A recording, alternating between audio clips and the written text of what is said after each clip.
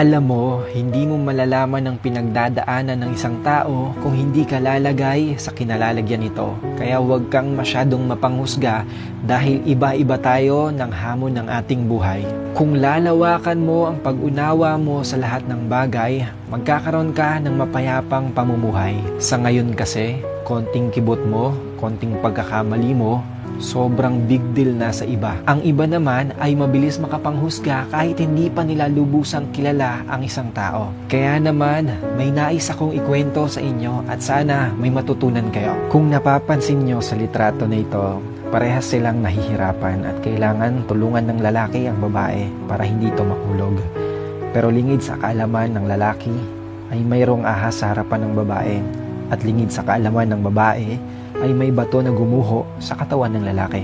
Iniisip ng babae na mahuhulog siya at hindi siya makaakyat pa dahil kung gagawin niya yon ay makakagat siya ng ahas.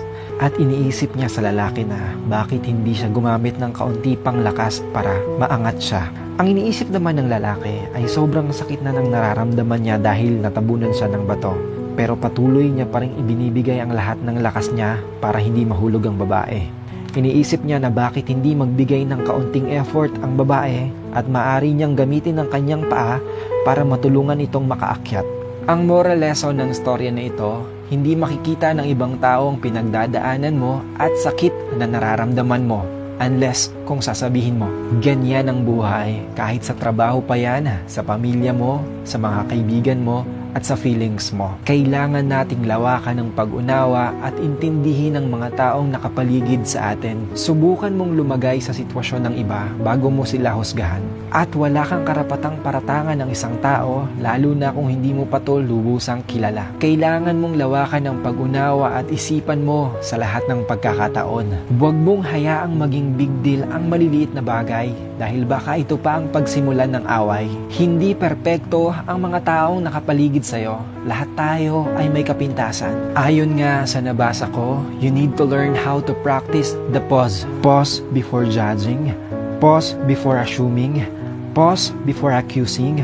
Pause whenever you're about to react harshly and you'll avoid doing and saying things you'll later regret.